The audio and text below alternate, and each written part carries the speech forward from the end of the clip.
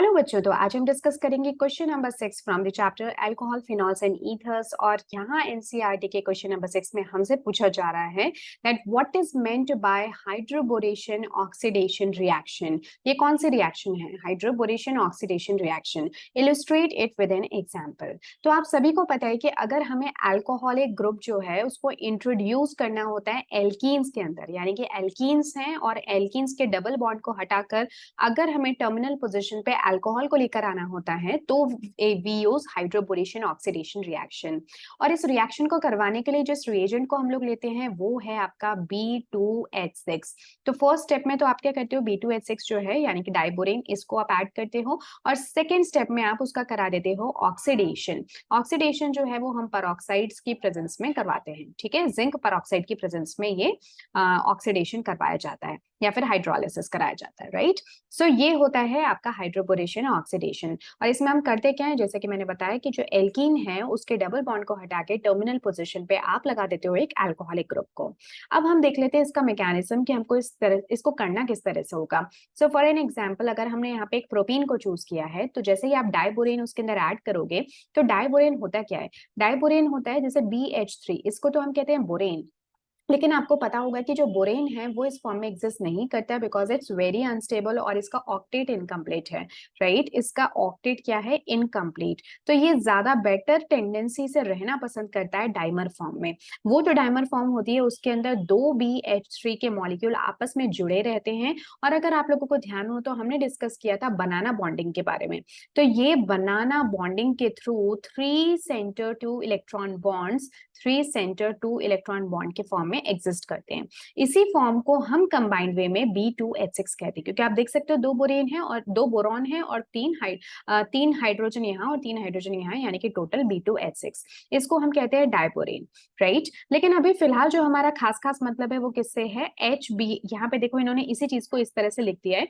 ये तो हो गया एक BH3 और इसी तरह से दो बनाने का मतलब हो गया कि डाइमर फॉर्म में एग्जिस्ट करता है। तो अभी फिलहाल के लिए आपको सिर्फ इस बात पे फोकस करना है कि जो BH2 ग्रुप है वो किससे जुड़ा हुआ है? हाइड्रोजन से। और आपको पता है जब भी हम एल्कीन के ऊपर एडिशन करते थे, लेट्स से कि जब हम हाइड्रोब्रोमिनेशन करते थे तो हम क्या करते थे, एक हाइड्रोजन पार्ट होता था, एक ब्रोमीन पार्ट होता था। जो नेगेटिव अडक्ट होता था वो जाके जुड़ जाता था उस कार्बन के ऊपर जहां पर की नंबर ऑफ हाइड्रोजन ऑलरेडी कम है। और इसी को ही हम क्या कहते थे? मार्कोनिकॉफ्स रूल कहते थे। बिल्कुल इसी तरह से अब जब हम यहाँ पे डाइबोरेन को लेते हैं तो यहाँ पे हाइड्रोजन के कंपैरिजन में बोरॉन जो है ये कंपैरेटिवली इलेक्ट्रोपॉजिटिव है और हाइड्रोजन क्या है? कंपैरेटिवली इलेक्ट्रोनेगेटिव है, क्योंकि आप सभी जानते हो कि जो हाइड्रोजन की इलेक्ट्रोनेगेटिविटी है वो कार्बन की बराबर होती है, बट बोरॉन की उससे थोड़ी सी कम होगी। तो नेगेटिव अडक्ट यहाँ पे कौन हो गया? यहाँ पे नेगेटिव अडक्ट हो गया हाइड्रोजन। तो अब जो हाइड्रोजन है वो आपका बेसिकली जाके जुड़ेगा उस कार्बन पे जिसपे कम नंबर ऑफ हाइड्रोजन है, राइट। तो इसलिए हाइड्रोजन जाके जुड़ गया यहाँ पे और जो पॉजिटिव पार्ट था वो जाके जुड़ गया CH2 पे। तो कुछ इस तरह की फॉर्म हमें मिल जाएगी, डबल बॉन्ड हट गया और यहाँ पे एक हाइड्रोजन और एक BH2 आ गया। बट अब आपके रिएक्शन मिक्सचर के अंदर सिर्फ एक तो एल्कीन है नहीं, कई सारे एल्कीन के मॉलिक्यूल्स हैं और अभी भी यहाँ पे BH2 है। इसका मतलब कि बोरॉन की दो वैलेंसीज अभी भी हाइड्रोजन से जुड़ी है। तो जब वापस से एक एल्कीन और आता है तो अगेन यही वाला प्रोसेस रिपीट होगा, यानी वापस से जो हाइड्रोजन है BH2 का वो तो यहाँ जुड़ जाएगा और खुद बोरॉन जो है वो जाके जुड़ जाएगा, सॉरी, इस पोजीशन पे, ठीक है। और यहाँ पे क्या बच जाएगा? सिंपली आपका BH फॉर्म जो है वो हो जाएगी। मैं इसको यहाँ पे थोड़ा सा आपको ड्रॉ करके दिखा देती हूँ ताकि आपको थोड़ी सी और क्लैरिटी आए। सो लेट्स से थोड़ा सा इसको हम शिफ्ट कर लेते हैं यहाँ पे, राइट। तो देखो कुछ जो फाइनल फॉर्म होगी ना, ऐसा 3 बार होगा। तो कुछ फाइनल फॉर्म जो होगी ना वो कुछ आपकी इस तरह की बन जाएगी। तो दिस इज योर CH2, ये हो गया CH जिससे कि एक हाइड्रोजन जुड़ा हुआ है और ये हो गया CH3। क्योंकि बोरॉन के पास में 3 हाइड्रोजन है तो ये वाला जो केस है ये 3 बार आपको देखने को मिलेगा।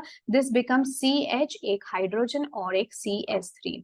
और एग्जैक्टली इसी तरह से एक बार और देखने को मिलेगा, दिस इज CH2, फिर हो गया CH जिसपे एक हाइड्रोजन जाके जुड़ा और साथ में CH3, ठीक है। अब ये वाली फॉर्म जो है आपके पास आ जाएगी, जिसमें कि बोरॉन के तीन तरफ क्या लगे हैं, तीन तीन एल्काइल ग्रुप्स। अब जब फाइनली हम क्या करते हैं, इसका हाइड्रोलिसिस करेंगे किसके प्रेजेंस में, H2O2।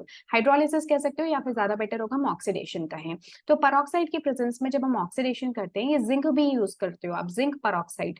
तो जब आप करते हो तो यहाँ पे क्या होगा कि ये जो बोरॉन है इसका हाइड्रोलिसिस हो जाएगा, और जितने भी आपको यहाँ पे एल्काइल ग्रुप्स नजर आ रहे हैं, तो इन सभी एल्काइल ग्रुप्स के यहाँ पे जो बोरॉन लगा हुआ है वो तो हट जाएगा, यानी कि जो वैलेंसी है वो खाली हो जाएगी, तीन तरफ से बॉन्ड जो है आपका ब्रेक हो जाएगा, और ये जो तीनों ही पोर्शन यहाँ पे ब्रेक हो रहे हैं बोरॉन की जगह पे, वहां पे जाके जुड़ जाएगा एल्कोहलिक पार्ट। ठीक है, क्योंकि हम लोगों ने पेरोक्साइड को यूज किया है।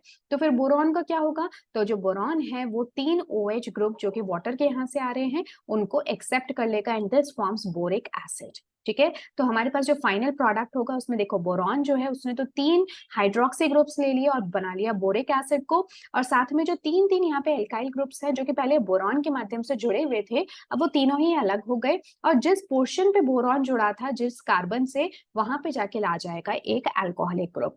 तो ये कुछ इस तरह से हो जाएगा CH। अभी भी देखो हाइड्रोजन तो वहीं का वहीं है, लेकिन जहां पे बोरॉन जुड़ा था अब वहां पे कौन आ चुका है, एक अल्कोहलिक पार्ट। तो इस तरह से आपने क्या बना लिया, आपने बना लिया अल्कोहल एट टर्मिनल पोजीशन, यानी जो भी एल्कीन का वो पार्ट जहां पे के नंबर ऑफ हाइड्रोजन ज्यादा हैं, अब वहां पे अल्कोहलिक ग्रुप लग जाएगा, जो कि एग्जैक्टली आपका एंटी मार्कोनिकॉफ रूल जो है उस तरह का प्रोडक्ट देगा। तो हम ये कह सकते हैं कि जो आपके डाइबोरिन या फिर हाइड्रोबोरेशन ऑक्सीडेशन रिएक्शन से जो एल्कीन से अल्कोहल बनता है, that follows anti Markovnikov rule, क्योंकि ये मार्कोनिकॉफ प्रोडक्ट नहीं है।